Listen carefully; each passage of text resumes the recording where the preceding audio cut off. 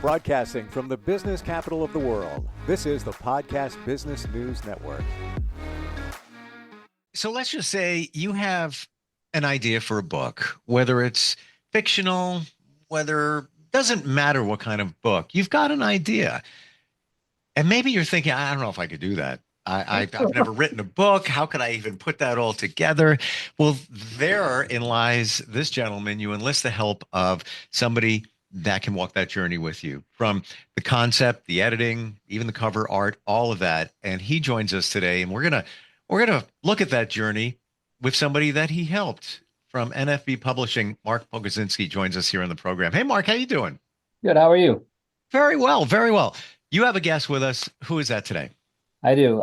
We have Catherine Ross with us, who was published with us, and it'd be easy if she just wanted to introduce her book and tell us a little bit about it. Okay, the book is The Erasure of Mikhail Tsetsegov. Mikhail was my grandfather, who I had never known because he disappeared when my father was 5 years old. And that disappearance caused a lot of problems for my father in that he felt that he was abandoned. My father had a lot of difficulty maintaining relationships with family because of that, and not only his mother, but his wife, and then myself and my brother and my sister, his children. And for decades, my mother and my father too were trying to find out what happened to Mikhail. So this is a memoir about that 70-year search for what happened to Mikhail, and how we finally found out, and what happened, and how that knowledge allowed our family to reconcile and forgive each other. Wow. We're going to get into the writing process, but Okay. before we even go there, this story, did you go to Russia as well? Yes, in Tell us about that. 2005, right. Tell us about that journey when you went to was St. Petersburg? St. Petersburg. My mother finally found out that Mikhail had been arrested and charged with being a spy for the United States. And at that time, he was living in St. Petersburg, and he was the manager of an ice cream factory. He had gone to Ohio State University for dairy sciences. So I believed that account. It made sense to me. But in 2005, I felt that I had enough information that I could go to St. Petersburg and see if I could find out what happened to him and maybe get some records, but I had no idea if I would get anything because it seemed to me that his erasure was pretty complete. But in 2005, my husband and I went there. We rented an apartment from a college professor from St. Petersburg, an arts professor. And I told her what I was trying to do. And she told me that she had no idea how to find out that kind of information. But she said at one point, the KGB office is nearby. Let's just start there. I didn't even know those KGB offices even still existed. So we went there.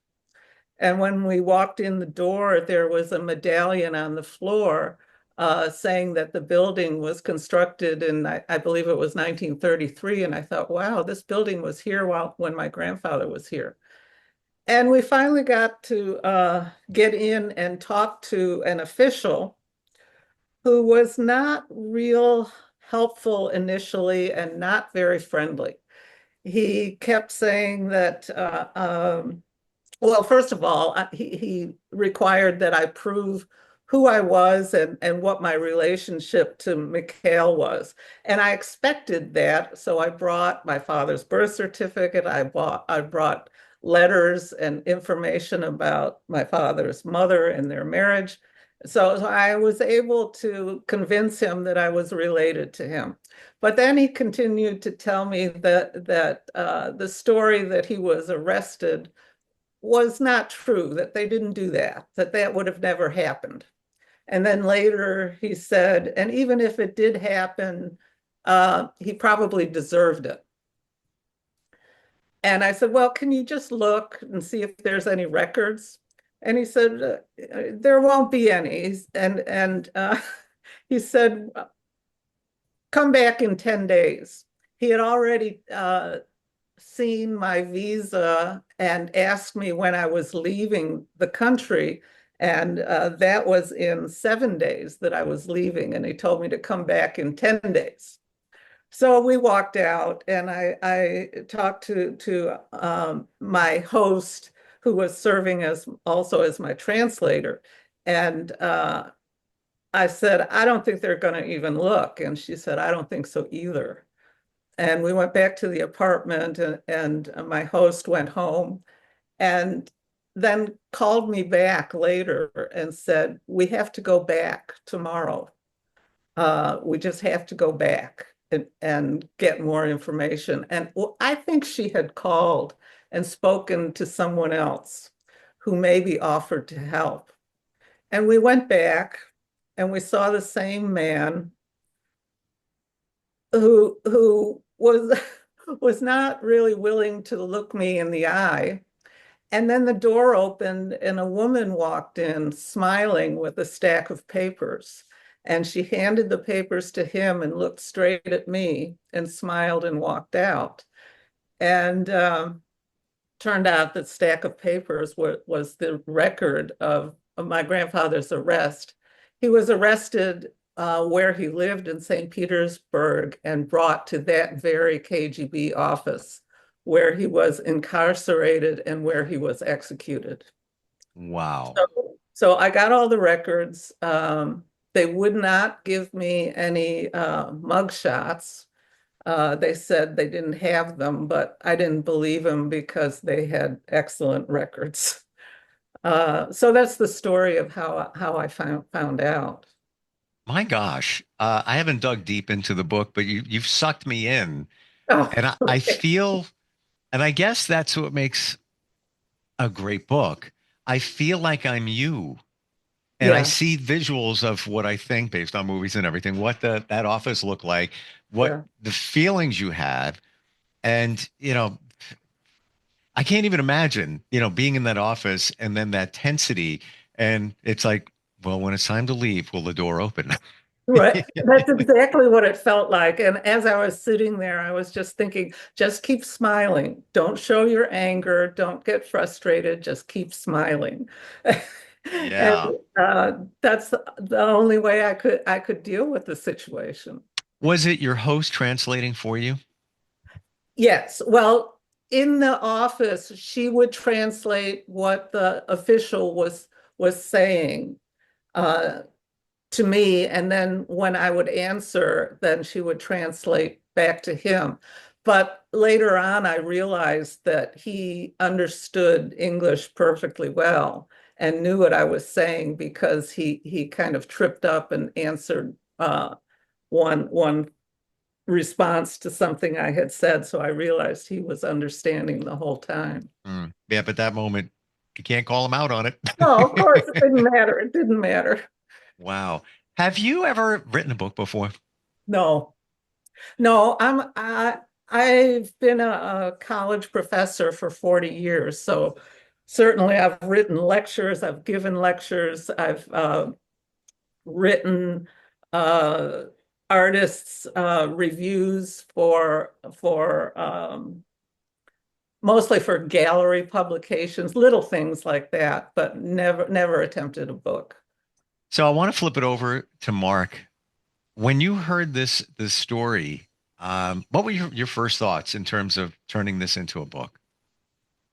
I thought it'd be a great fiction book when I first heard of it, and then the fact that it was real made it so much more intense. And yeah, Miss Ross is an artist too, so I thought, what a great way to help tell the story, to get it out there to help anyone who might be in a similar situation dealing with the loss, with an inability to connect with family members.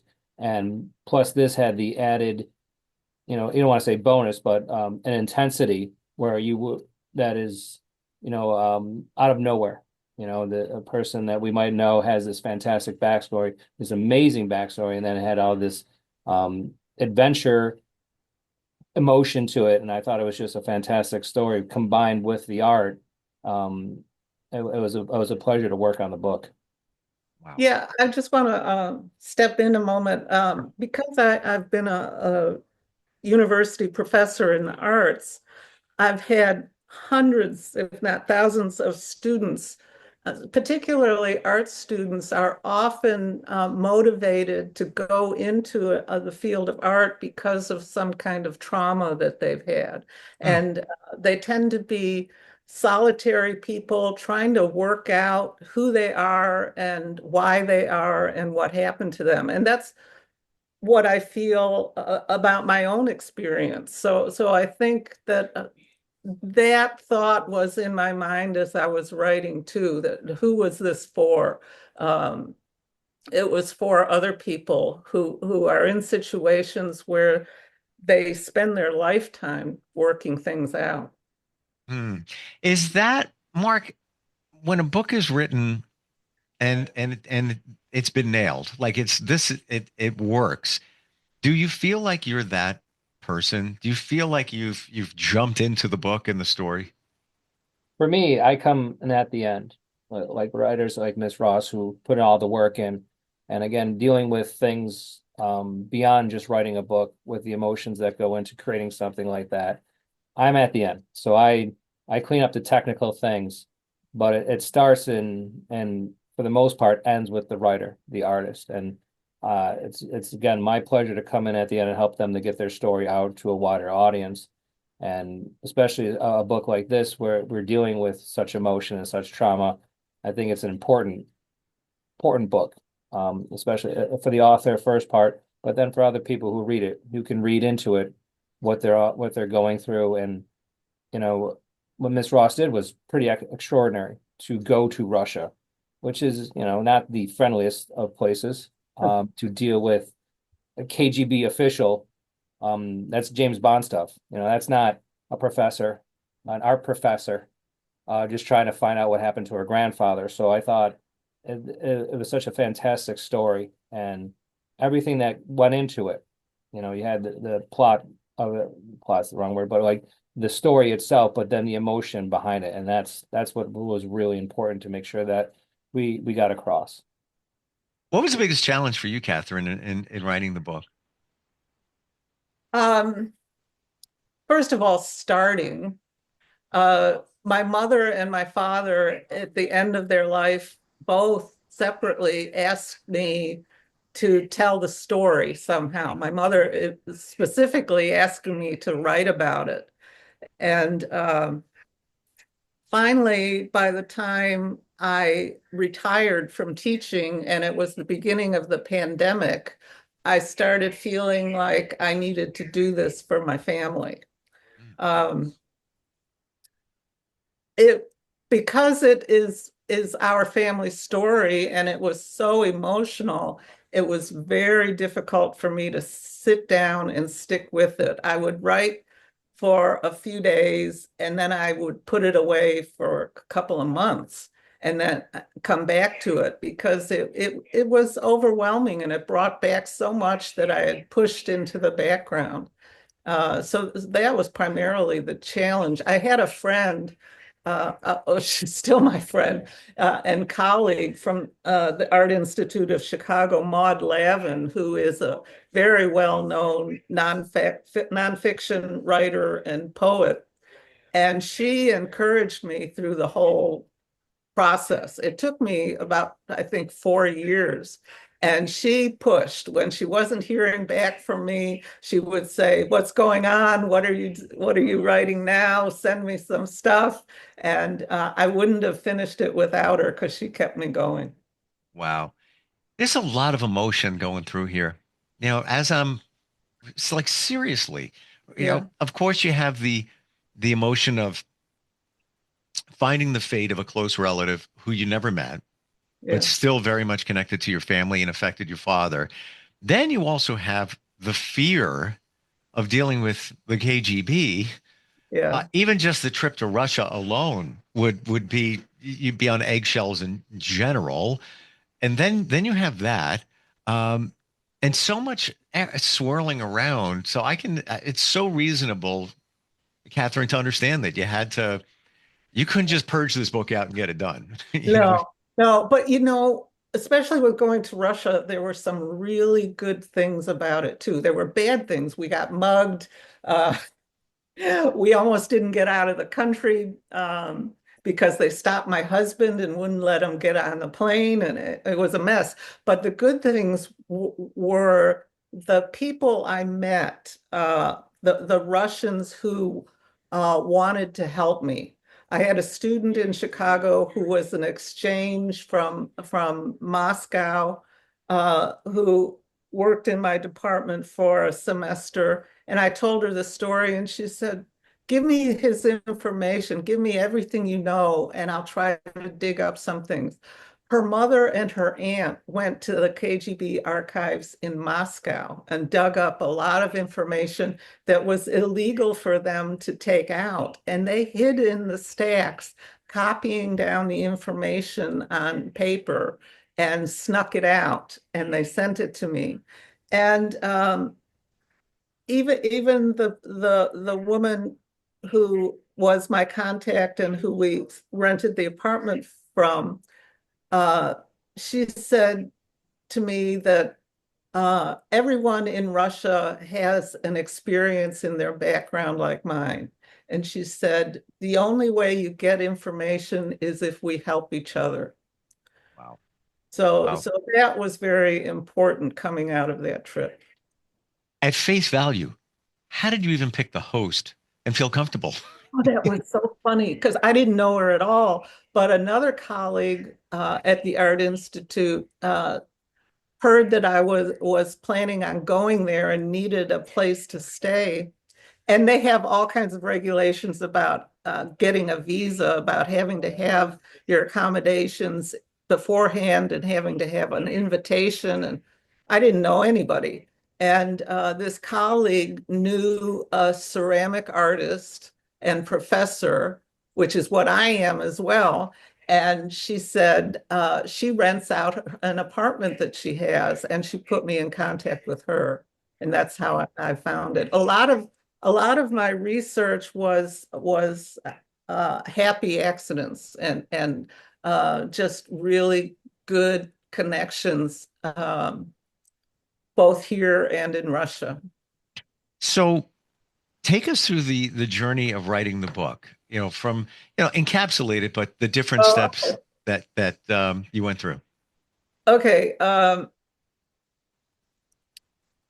I felt like it was a lot of research, very similar to academic research and teaching. And because I had to find everything that my family had about my grandfather, where he was from, who his family was, his marriage to my grandmother, uh, looking back through letters and documents and finding a lot of blank space, blank places that didn't make sense. And so I think about 75% of the writing was constantly going back to these trunks of information that my mother had saved through the years. And also doing more information or investigation. I did the National Geographic Genome Project and found out about the way far back history of my father's family and my mother's family and put it in a public data bank and got a response from a man who thought his family may be related to my father's family. My grandfather changed his name when he came to this country, and we couldn't figure out why he chose the name he did, and it was Ross.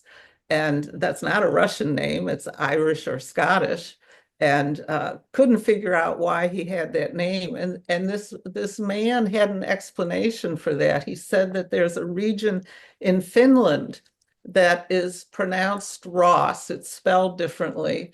And he wanted to know from me if there was a connection to Finland.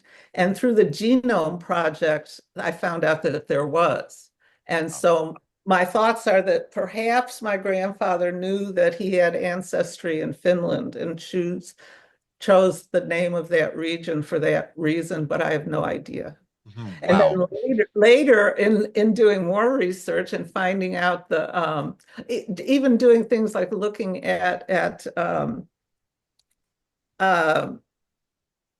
records from a census and finding a 1930s census of my grandparents. And one of the questions they ask on the census is, what is your native language? And my grandfather answered Yiddish. And we had no idea that he was probably Jewish. Wow. No one in my family knew that. And I was raised Catholic. Um, and I asked all my Jewish friends, why would someone say that they were Jewish or spoke Yiddish if they weren't Jewish? And all of them said they wouldn't. There's no advantage to do that. If Mm. his language was Yiddish, he was Jewish. Well, there was a reason. And it's Well, yeah, funny absolutely, there was a reason. when you trace history. I only found out this past summer that my uh, father's brother, my uncle, and I wasn't really close with him. He changed his name years ago. And I Yeah. found a newspaper clipping. He was arrested for a bank robbery. But wait, it was mistaken identity. The article detailed that it was incorrect, but it followed him around to the point where he just changed his first name because it just became problematic. And this happened, many decades ago. Yeah, Fascinating, fascinating story. My gosh. I don't even my head is still swirling with the KGB, and Mark, spot on with your comment about the a Bond movie. Yeah. Um, yeah.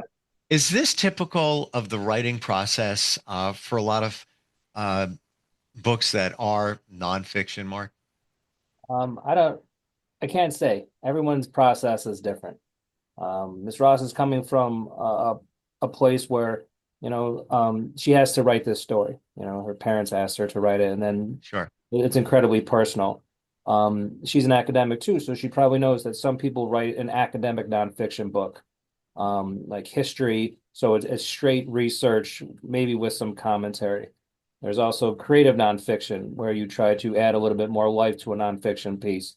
So I guess it depends on what outcome you want. Whether it's to get your story out because you feel you need to, and then it turns into this incredible epic story, or like I'm writing a nonfiction book for academic purposes, a biography, something along those lines. So it would really depend on what you want your final product to look like. And that whole journey, you help people like Catherine walk it, like every step of the way. Yeah, we don't know how to write books. We don't know the process. Mark, how does somebody get in touch with you? We have a website, nfbpublishing.com, and there's a small form to fill out, which starts the process. And again, as she said, starting is the hardest part. Sitting down, having your idea, and actually starting to type, write, or however you want to start it. I encourage everyone, if they do have an idea, start, try. There's no harm in the attempt. Fascinating talking with both of you today. I knew of your book, Catherine. Going to be honest, I had no idea how amazing it is, and did not know that it was at the request of your family to get this story out. If you want to learn more about the book, it is on the website, nfbpublishing.com. Final question, got about 20 seconds. Your background is art, Catherine. Did you get a chance to check out art in Russia at least? Yes.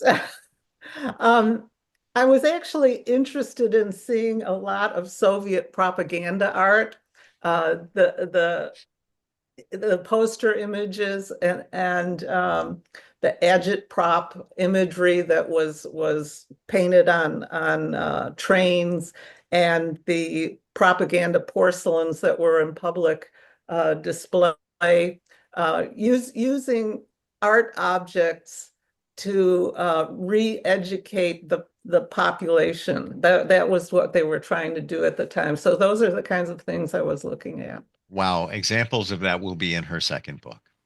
Okay. Seriously, I find that fascinating too. The propaganda and what was out there, the smoke and mirrors and everything. Right. Thank you both for being here today. Wonderful talking with you, and thank you for sharing your story, Catherine. And Mark, thanks for all the insight on the publishing. Thank you. And thank you, Mark. It's nice to finally see you. It's nice to see you too. It's my pleasure. Thanks again. We'll be right back.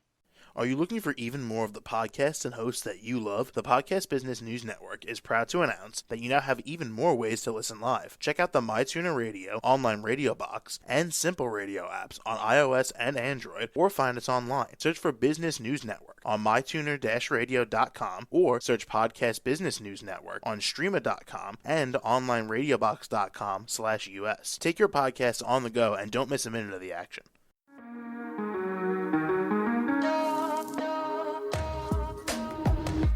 Broadcasting from the business capital of the world, this is the Podcast Business News Network. For nearly 2,000 severely injured veterans, everyday life has become filled with barriers. Day-to-day simple tasks can become pretty daunting. I have to carry my chair up 2 flights of steps or have somebody do it for me. What scares me the most is just the falling. When I'm struggling with my house, I think, to have that one great barrier just knocked down, it's crucial.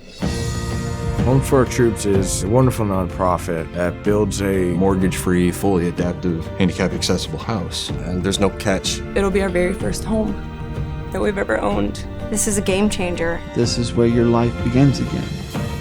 We need you to join us in completing this important mission. Please visit hfotusa.org and help build homes and rebuild lives. Because of you, everything's going to be okay.